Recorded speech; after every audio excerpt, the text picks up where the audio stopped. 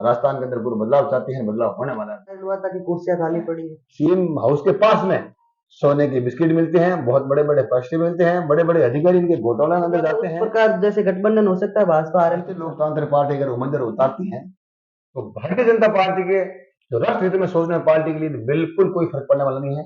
वो कांग्रेस का और उनका ही झगड़ा है। सोच ही नहीं रहे कि लोगों को सुविधा मिलनी चाहिए, उनको तो यह सुविधा चाहिए जनता भोली भाली गली बनी रहे और कांग्रेस में झांसे में वोट दे रहे, वो सिर्फ वोट लुभाने के लिए बातें कर रहे हैं। कई ऐसे इलाके हैं जहाँ मोबाइल नेटवर्क भी नहीं रहता है, जो है लोड विधानसभा में आता है। कई लोग ये कहते हैं कि राहुल जी जानी बाहर के आ गए। मोबाइल भाई थारो बोली पछ राख लो, मुझे तो वोट मोदी जी को देना है। आपके मुख्यमंत्री का चेहरा कौन है? राजस्थान सरकार जो है नई नई योजनाएं निकाल रही है, मोबाइल बांट रही है, फूड पैकेट बांट रही है, बिजली में कम दे रही है, यूनिट फ्री दे रही है।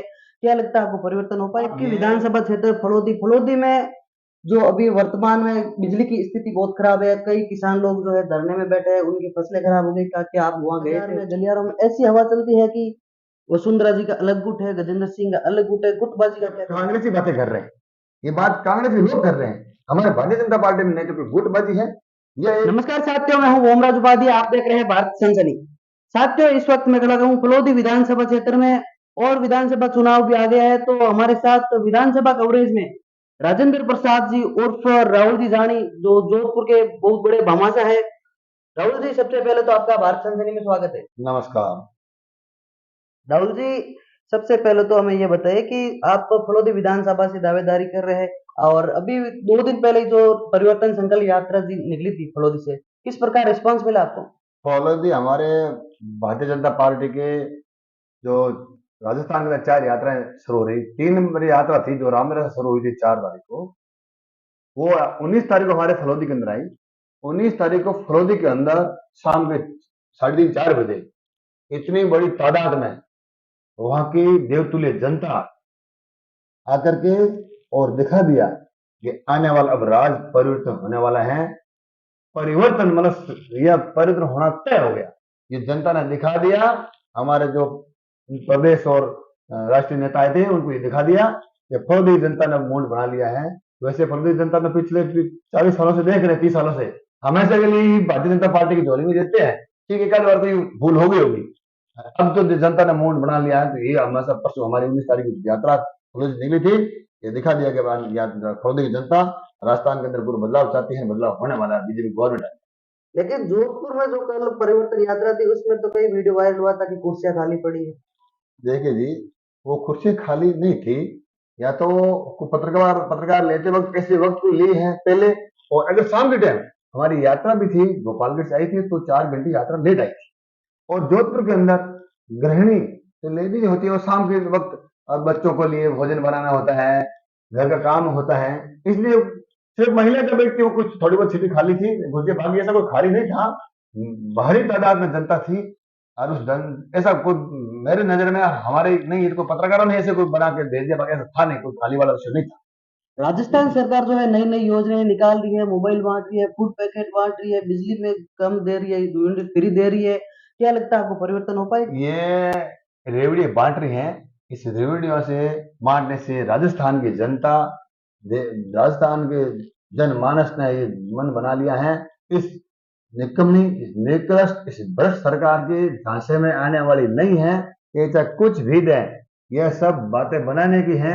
धरातल पे देने वाली ये चीज, धरातल पे उतरने वाली कुछ चीजें नहीं है। ये सिर्फ कागजों में बनती है, कागजों में दब जाती है। इसका लोगों को, आम जन को कोई फायदा नहीं मिलता। भारतीय जनता पार्टी में बाजार में गलियारों में ऐसी हवा चलती है कि वसुंधरा जी का अलग गुट है, गजेंद्र सिंह का अलग गुट है। गुटबाजी का क्या कहेंगे? बिल्कुल कतई कोई गुट नहीं है, ये सिर्फ कांग्रेस ही बातें कर रहे हैं, ये बात कांग्रेस के लोग कर रहे हैं। हमारे भारतीय जनता पार्टी में नहीं तो कोई गुटबाजी है। यह एक विश्व की सबसे बड़ी पार्टी, भारतीय जनता पार्टी विश्व की सबसे बड़ी पार्टी है और ये राष्ट्र हित के अंदर काम करने वाली पार्टी। आपके मुख्यमंत्री का चेहरा कौन है? हमारे मुख्यमंत्री का चेहरा एक कमल का फूल है, उसी से जीत के जाएंगे सभी, और 150-170 सीटें जीत के जाएंगे। जो शीर्ष नेतृत्व है, जो दिल्ली से तय होगा, वही मुख्यमंत्री है। आपकी विधानसभा क्षेत्र फलोदी में जो अभी वर्तमान में बिजली की स्थिति बहुत खराब है। कई किसान लोग जो है धरने में बैठे हैं, उनकी फसलें खराब हो गई। क्या आप वहां गए थे? बिल्कुल हम गए, हम रानेरी, कानासर, डड्डू, सावरी, हमारे जो क्षेत्रफल काफी गांव में गए हैं, किसानों से मिले भी हैं और उनके दुख दर्द के अंदर सहभागिता निभाई हमने, और हमने अधिकारियों से बात की है, धरने प्रदर्शन भी करवाए हैं। लेकिन राजस्थान के अंदर कांग्रेस की सरकार के बिल्कुल एक कह दिया ना, जू होती ना, वो तक नहीं खुजलती हैं। उनको तो कोई चिंता नहीं है, किसानों की न चिंता, न गरीब जनता की चिंता, उसको कोई चिंता ही नहीं है क्या हो रहा है। उनका तो खुद का कांग्रेस के अंदर बैठे नुमाइंदे हैं, मंत्री हैं, एमएलए, उनका कैसे घर भरा जाए उसमें लगे हुए हैं। उनके जनता के हित में क्या काम किया जाए, ऐसा कोई बिल्कुल सोच भी नहीं। जो अभी कई जो महिलाएं हैं उनका भी वीडियो वायरल हो रहा है, मोबाइल ब्लास्ट हुआ है, उसके बारे में क्या कहना है?